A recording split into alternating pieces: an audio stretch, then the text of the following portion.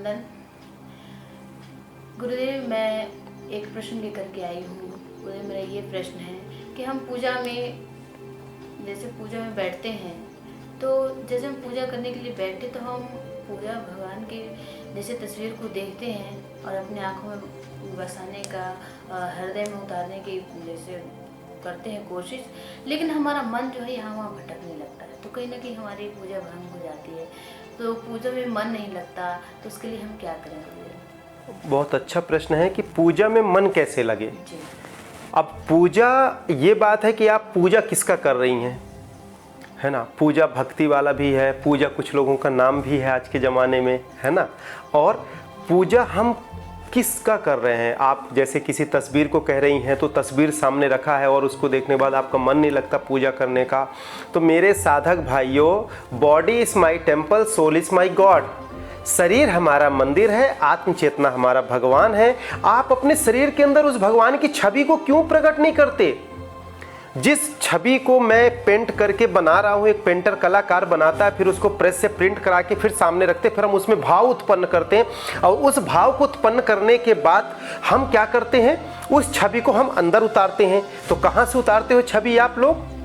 बाहर से छवि को अंदर लेके जाते हो, है ना। अब जैसे सूरज की रोशनी है या चंद्रमा की रोशनी है या बाहर की तस्वीर है, तो हम जब उसे देखते हैं तो बाहर से रोशनी अंदर आती है कि आंख से रोशनी उसमें जाती है? आप लोग बताओ। आंख से जाती है ना हमारी रोशनी उसमें। अब फिर जब देखने के बाद रोशनी वहां जाके डिस्कनेक्ट होती है कि वो फोकस अंदर आके मस्तिष्क में समाहित होती है, हमारे शरीर में समाहित होती है ना। समझ में आई मेरी बात? तो जब 33 कोटि देवी देवता समस्त ब्रह्मांड हमारे शरीर के अंदर समाहित है, तो मेरे साधक भाइयों, जिस भगवान की आप पूजा करते हो, जिस भगवान को आप इष्ट मानते हो, उनका तस्वीर लगाइए, पूजा करिए, ये बहुत अच्छी बात है। पर उनकी छवि आप अपने हृदय में देखिए। आप उनकी छवि अपने मन चक्षु के माध्यम से हृदय में उतारिए। जब तक आप उनकी आकृति को आप अपने हृदय में नहीं देखोगे, जब तक आप सफल नहीं हो सकते। सफल होने का मात्र एक ही मार्ग है कि भगवान की अनुभूति को आप अपने हृदय चक्र में करिए, शरीर के अंदर करिए। समस्त ब्रह्मांड के देवी देवता हमारे शरीर के अंदर समाहित है। मैं पूर्व में भी बता चुका हूं कि समस्त ब्रह्मांड को प्रभु श्री राम माता जी को अपने दिखाए, कौशल्या माता को दिखाए, यशोदा माता को श्री कृष्ण भगवान दिखाए। तो ये नहीं कि भगवान थे, उन्होंने दिखाया।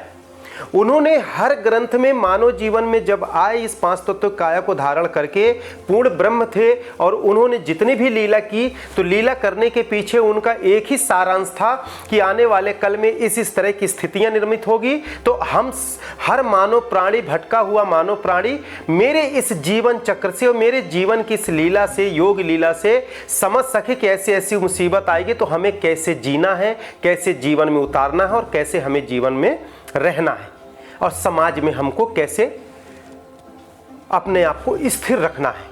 तो जब भगवान प्रत्यक्ष आकर हमें बताकर गए, तो आप लोग इस चीज को क्यों नहीं मानते हो? श्री कृष्ण भगवान ने प्रत्यक्ष युद्ध के दौरान अपने विराट रूप को दिखाया, तो क्या रूप बाहर कोई खड़ा करके दिखाए थे कि चित्रकार बना के दिखाएंगे, कि शरीर से विराट रूप को उन्होंने दिखाया? तो हम लोग क्या कहते हैं, हम लोगों के अंदर क्या है पता है? स्थिल है, वो भगवान है, हम इंसान हैं। अरे हम तो तुच्छ प्राणी। अपने आप को ही आप लोग पागल पागल करते रहोगे तो निश्चित एक दिन पागल हो जाओगे। आप बोलोगे ना मैं गरीब हूं, तो निश्चित आपके यहाँ दरिद्रता तय है कि आएगी। आप बोलो मैं अमीर हूं और इस दुनिया का, इस ब्रह्मांड का मैं अकलौता ऐसा प्राणी हूं जो सब कार्य कर सकता हूं। Everything is possible. यदि ये संभव है तो सिर्फ आप में है, मेरे में है।